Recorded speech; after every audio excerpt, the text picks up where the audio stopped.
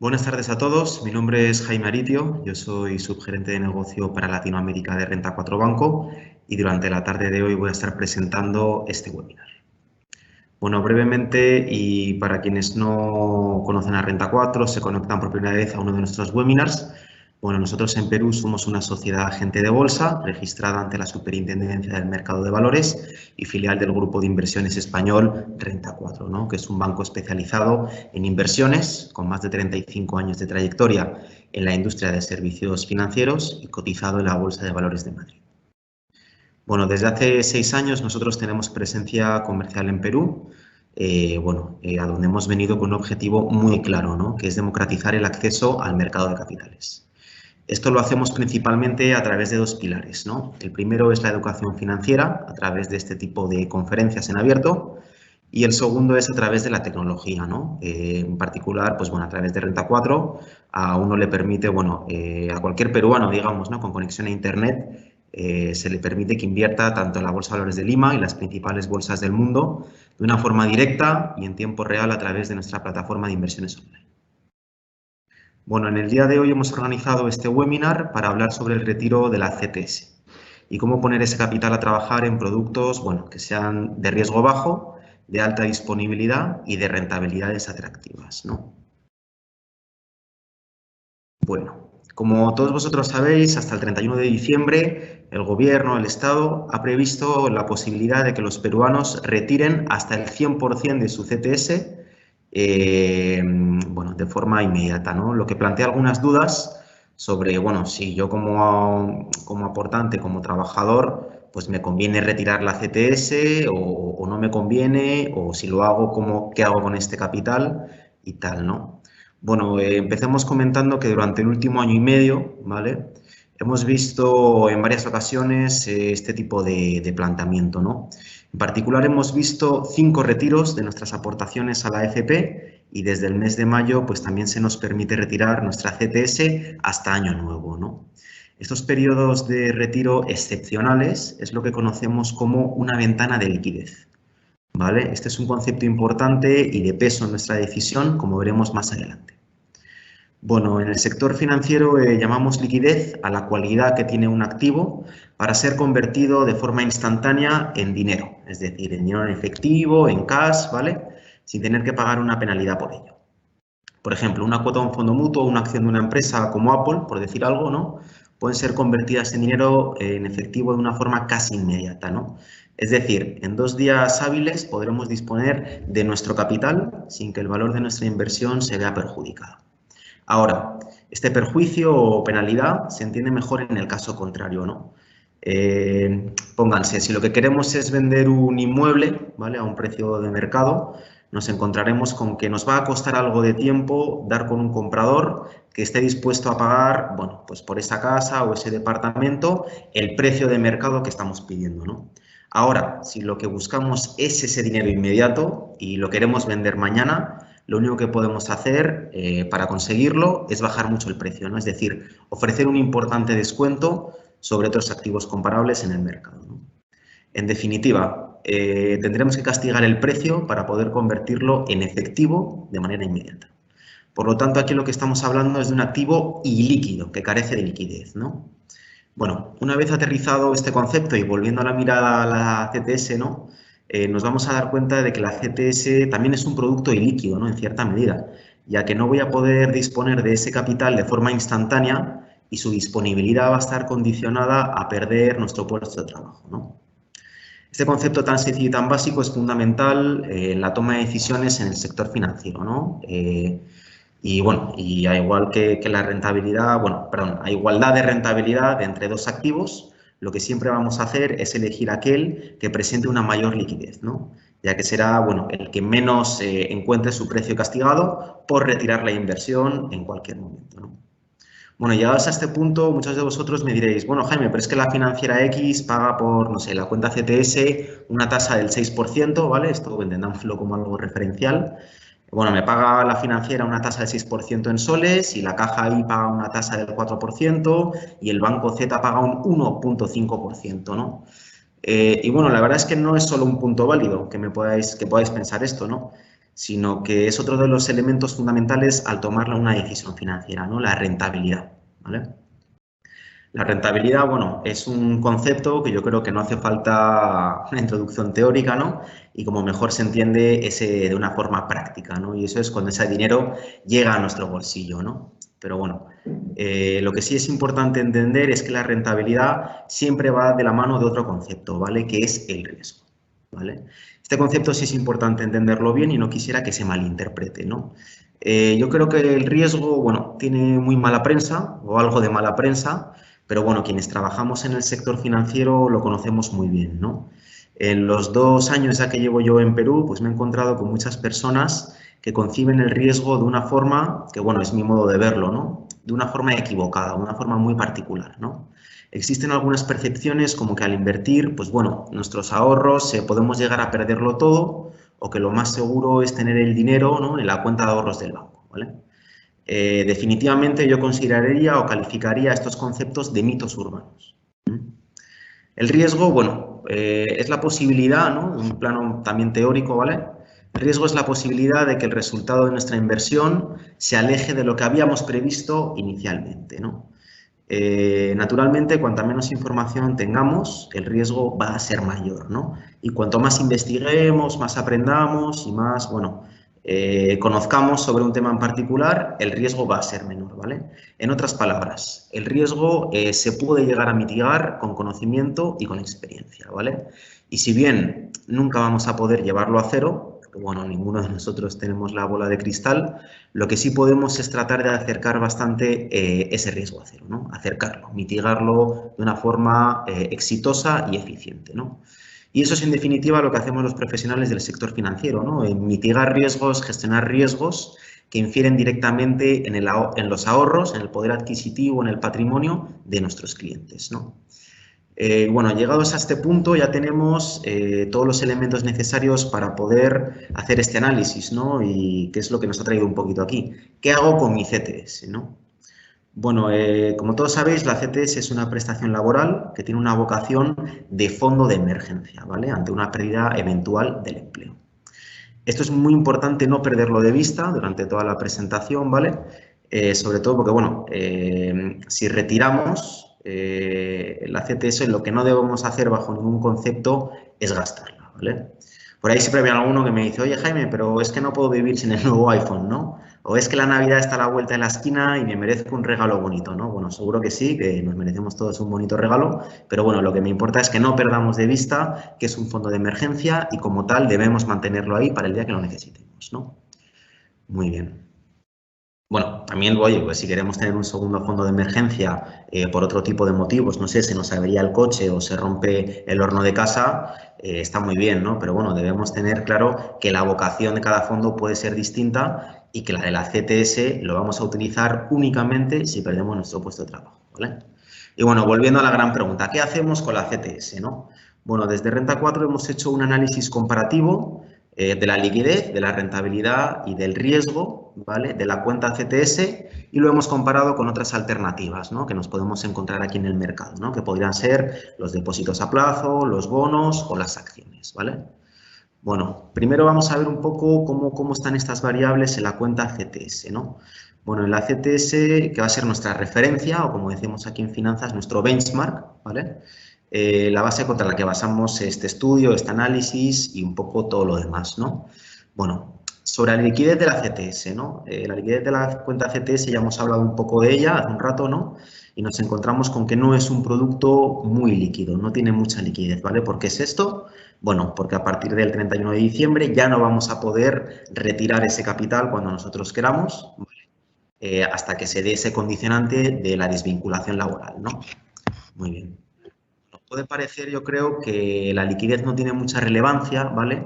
Para este tipo de producto, ¿no? Pero nada más lejos de la realidad, ¿vale?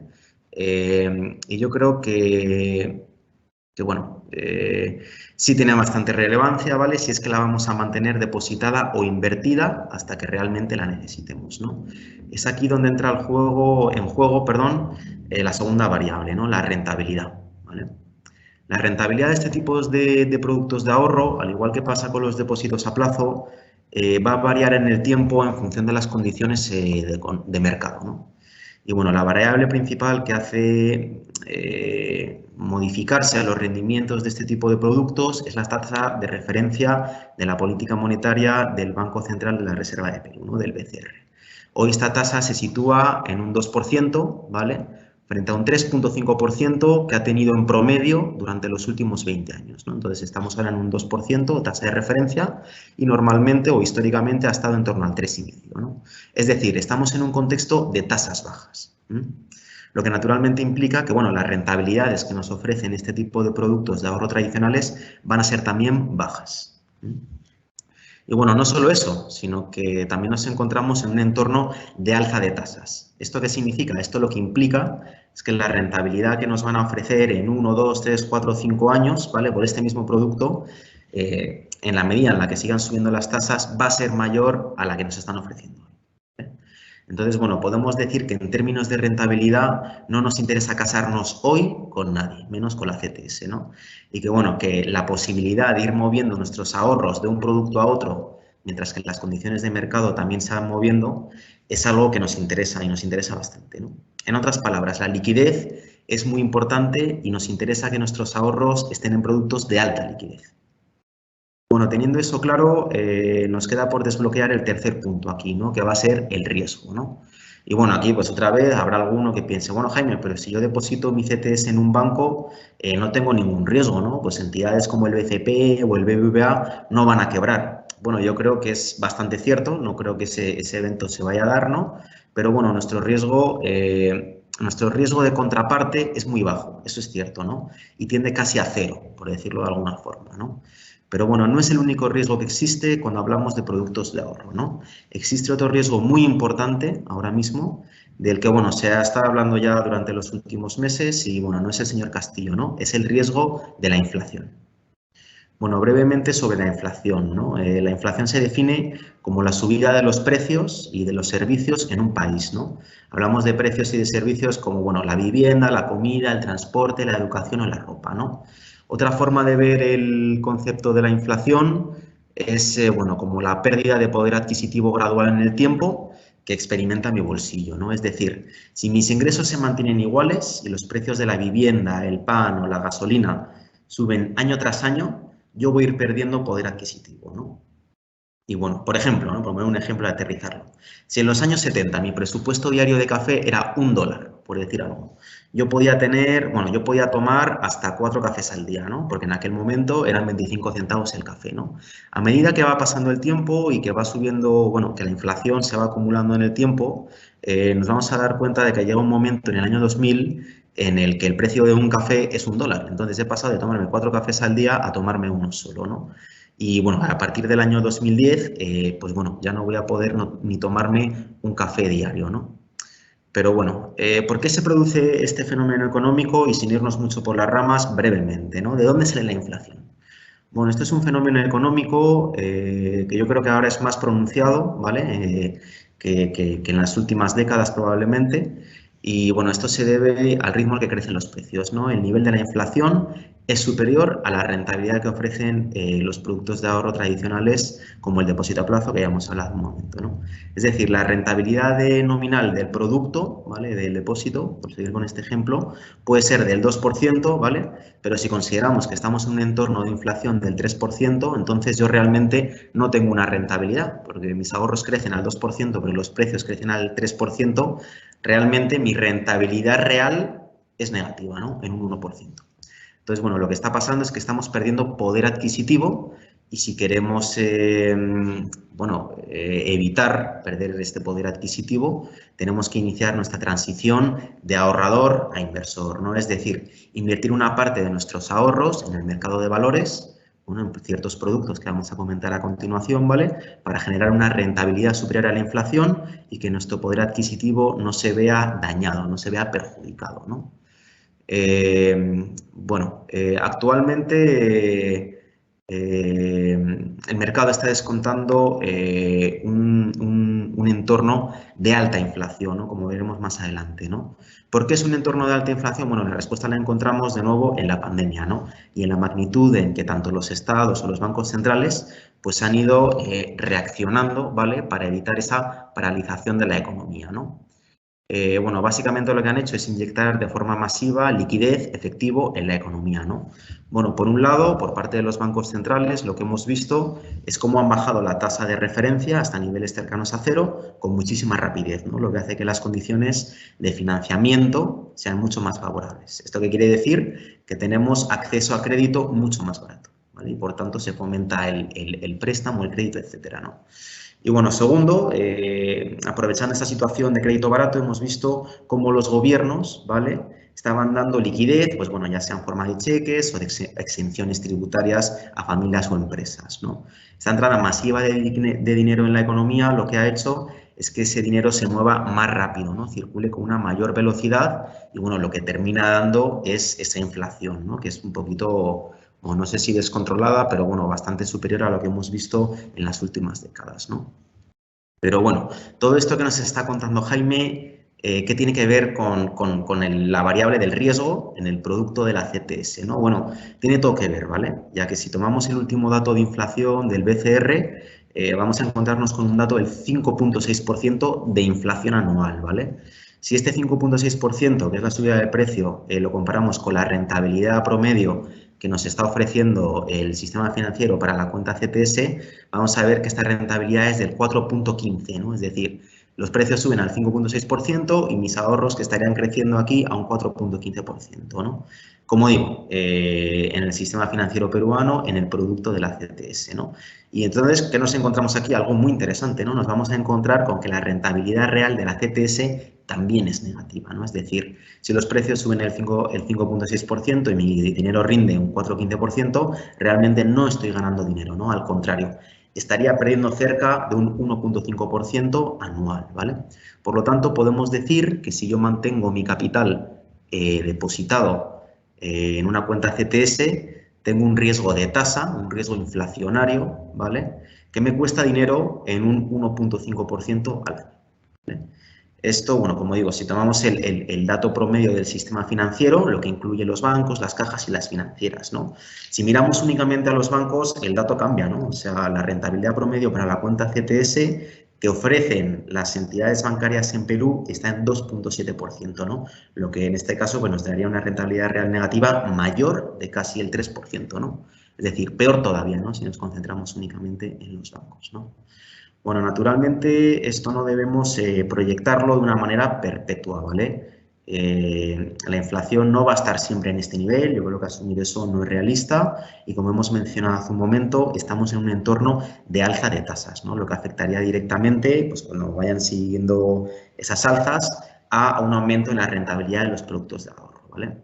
No obstante, también es verdad que el consenso de analistas del mercado está de acuerdo en que la alta inflación, como la que tenemos del 5,6, no es coyuntural y no es transitoria, ¿no?, sino que es muy probable que nos acompañe durante un tiempo, ¿no?, y que no va a volver a los niveles normales, en torno al 3%, ¿no?, hasta dentro de un año y medio o hasta quizás 2 años, ¿no? Entonces vamos a estar todavía conviviendo con un tiempo, bueno, de alta inflación, en la medida en la que vayan subiendo las tasas y vayan subiendo las rentabilidades, pero bueno, al menos tenemos un año y medio, 2 años en la que todavía puede estar por aquí esa rentabilidad real negativa, ¿no? Bueno, sabiendo esto, puede ser que alguno ya empiece a animarse y, bueno, pues decida que en realidad valorar alternativas a la cuenta CTS sí es interesante, ¿no?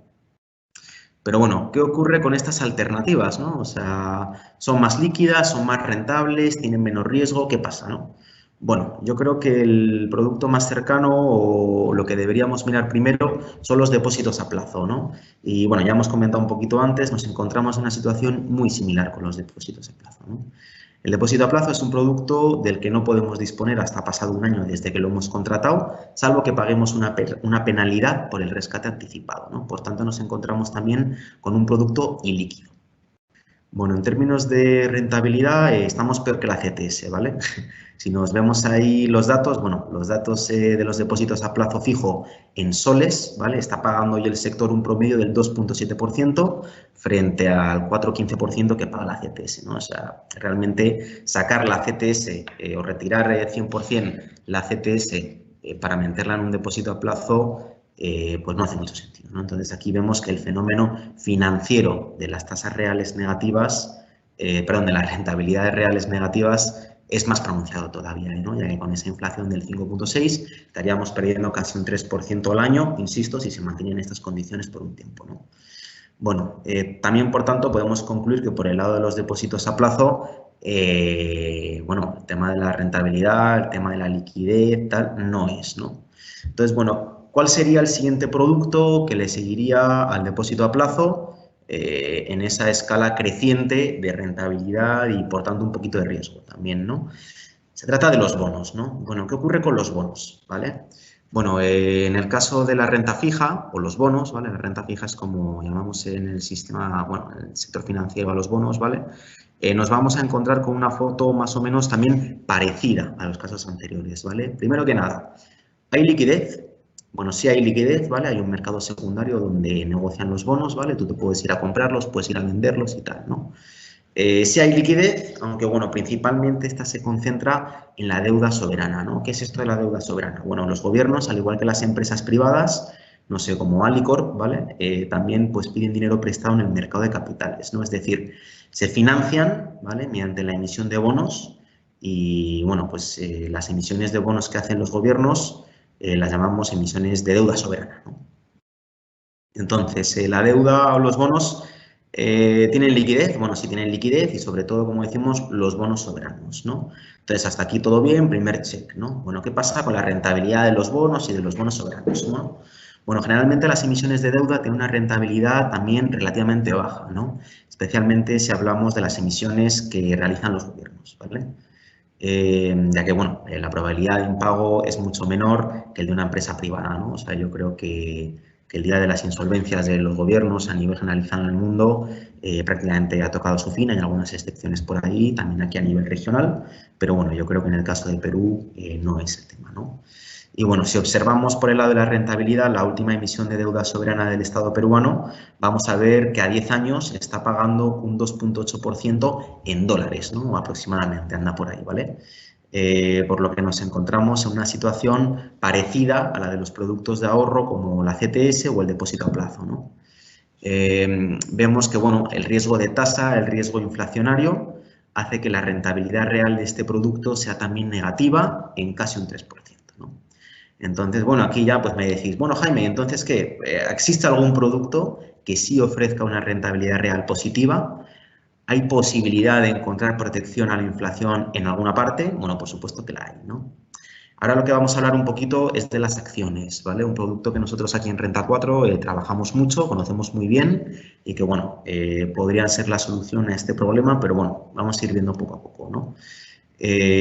Sobre la liquidez de las acciones, ¿no? Una persona puede comprar o vender acciones de Apple, de Alicorp o de una CEM en la bolsa de valores de lunes a viernes durante el horario de negociación bursátil, ¿no? Que actualmente en Lima es de 9:30 de la mañana hasta las 4 de la tarde, ¿vale?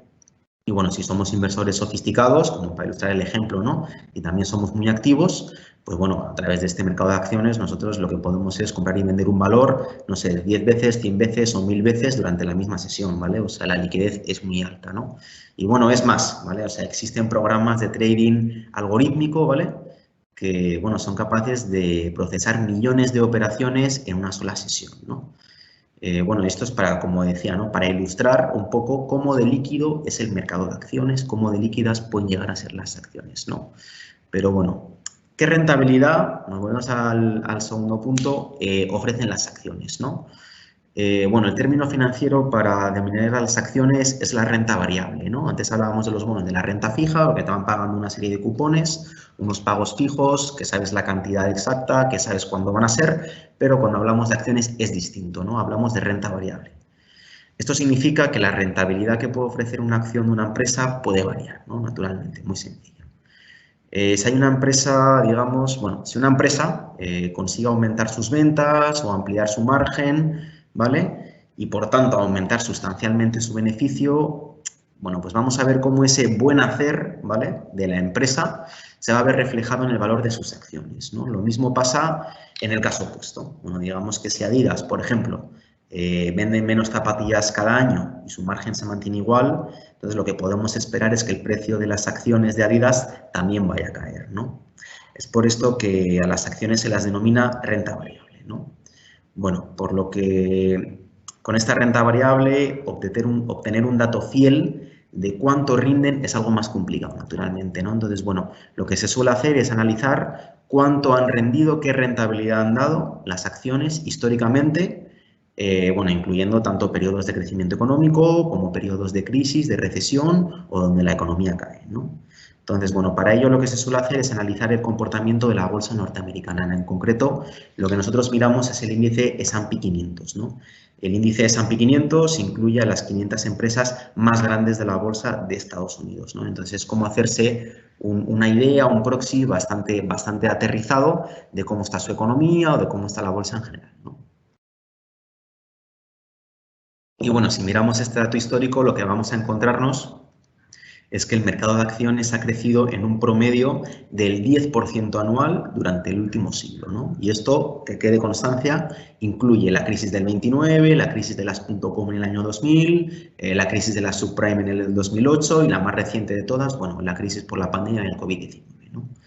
Entonces, bueno, podemos decir que en términos de rentabilidad las acciones sí logran batir a la inflación con ese 10%, ¿verdad? Pero bueno, antes de cantar victoria, ¿no? Debemos analizar el último punto, ¿no? Que es el riesgo del producto de las acciones, que yo creo que merece la pena analizar con cierta cautela, detenernos a explicarlo bien, ¿no? Bueno, como mencionábamos al principio, cuando hablamos de rentabilidad, también tenemos que hablar inherentemente del riesgo, ¿no?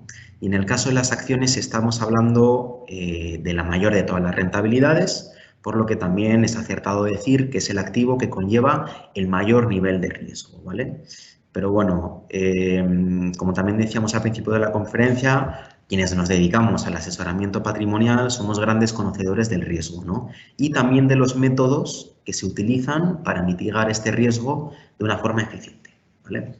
Es aquí donde entra otro concepto fundamental en esta historia, que es la diversificación, ¿ya?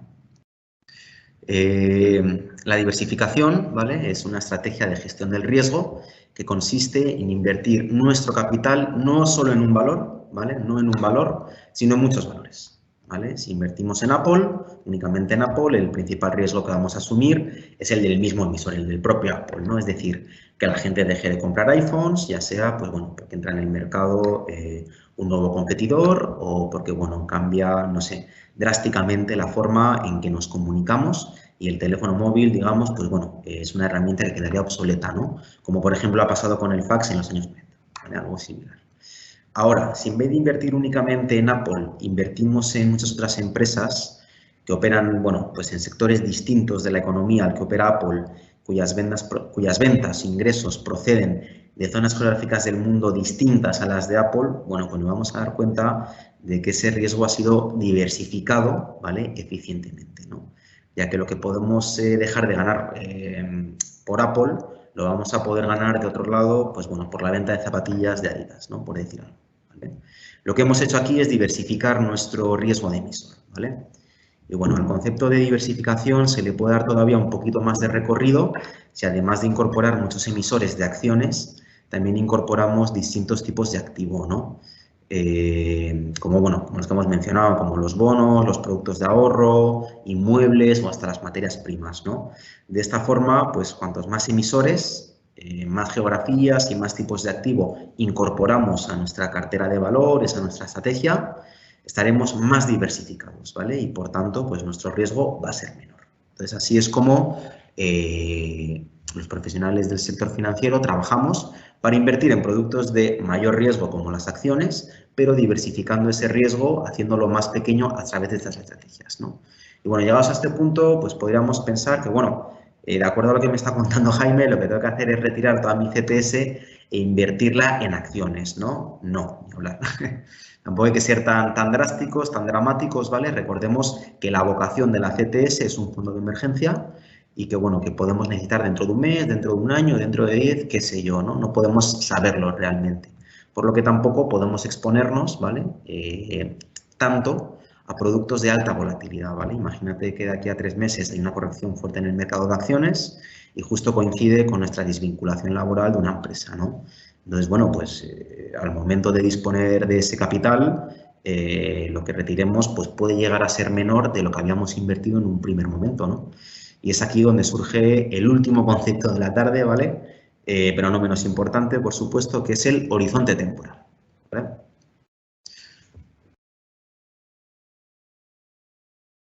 Bueno, durante los últimos minutos, ¿vale? Hemos estado hablando de liquidez, hemos estado hablando de rentabilidad y también de riesgo, ¿vale?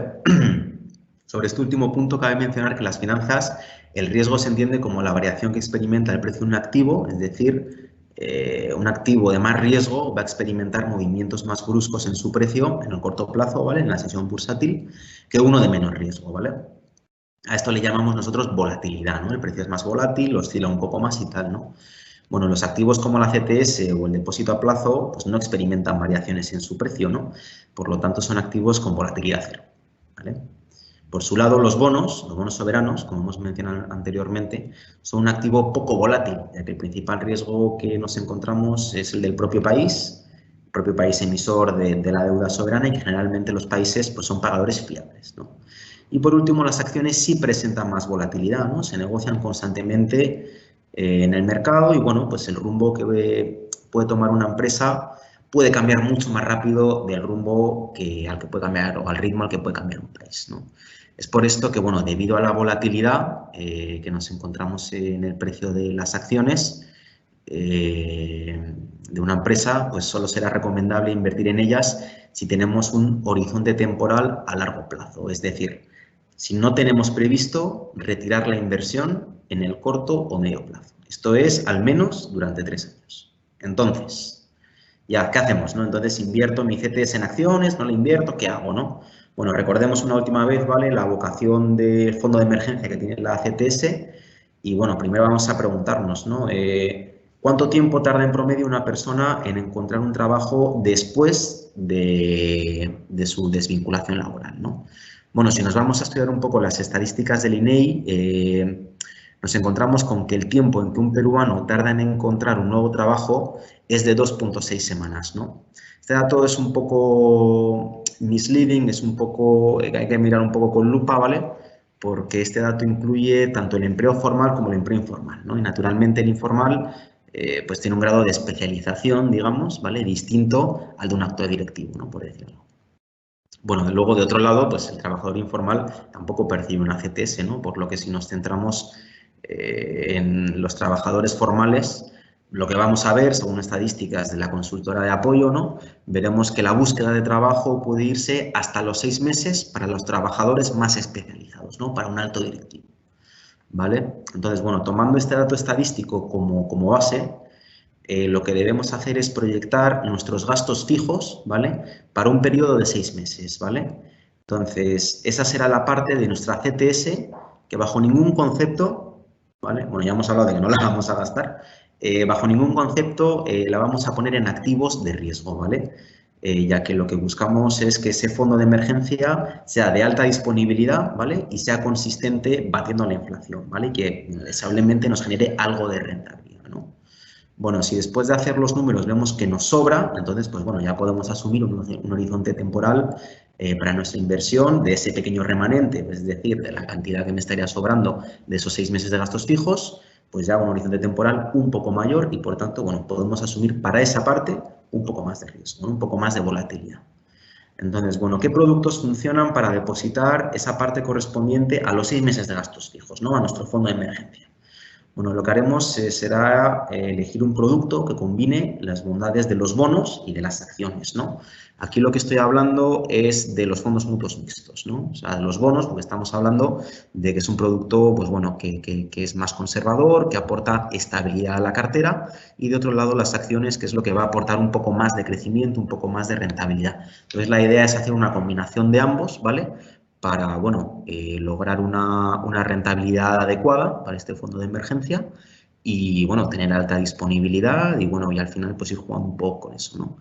Entonces, bueno, el fondo mutuo, brevemente, ¿no? Y, bueno, es quizás el producto de inversión más popular en el mundo, ya que, bueno, nosotros al contratarlo, bueno, contratando un único instrumento, una cuota de un fondo mutuo, una gestora, lo que puedo lograr es una diversificación muy eficiente, ¿no? Tanto por tipo de activo, como por zona geográfica, como por emisor. Bueno, puedo llevar el concepto de la diversificación a su máximo exponente contratando únicamente un fondo mutuo, ¿vale?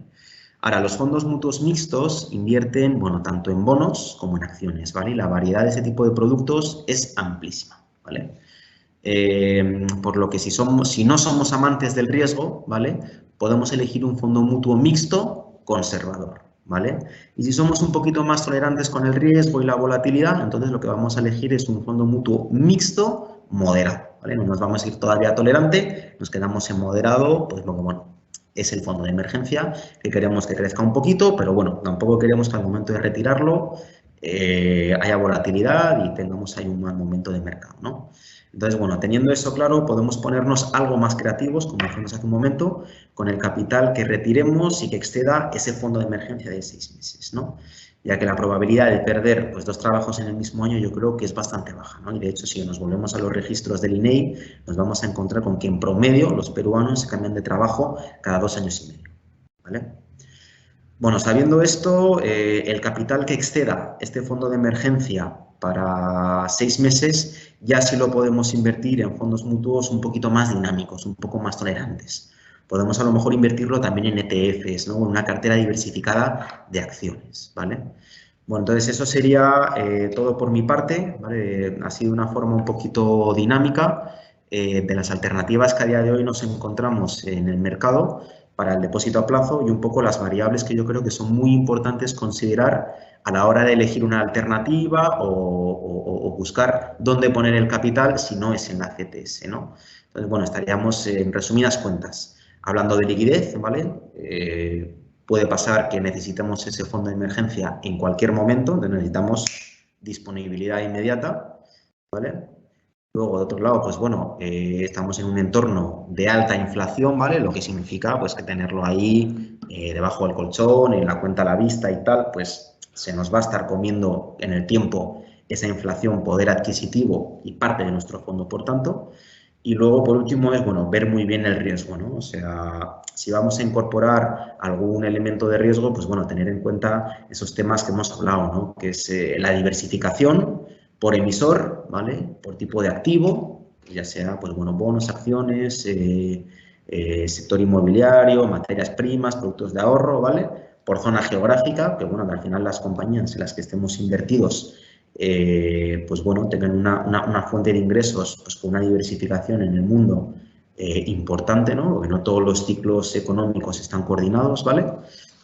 Y bueno, y luego por último, pues para ese remanente, para esa parte que podríamos estimar que podría ir fuera del fondo de emergencia, pues ya entrar con un tema de horizonte temporal, ¿no? Pues a lo mejor añadir un poquito más de volatilidad a esa parte y bueno, pues estimamos que no la vamos a estar retirando en el corto o medio plazo y bueno, pues que crezca, ¿no? Al final eso se beneficia del interés compuesto, de que, bueno, pues se reinvierten los beneficios de las empresas y los, a lo mejor, dividendos o repartos de capital que nosotros también recibamos, pues seguir invirtiendo, ¿no? Eso es el interés compuesto, va a ir creciendo y eso al final, pues bueno, beneficiarse de eso es fundamental, ¿no? Porque si no, no invertimos nada, no tenemos nada en ninguna parte, lo tenemos ahí en la cuenta de ahorro o debajo del colchón, pues tenemos este fenómeno financiero, ¿no? Perdón, fenómeno económico que es la inflación, alta inflación, y bueno, sumado a bajas tasas, como actualmente lo que nos da es un fenómeno financiero que son rentabilidades reales negativas, ¿no? Entonces, bueno,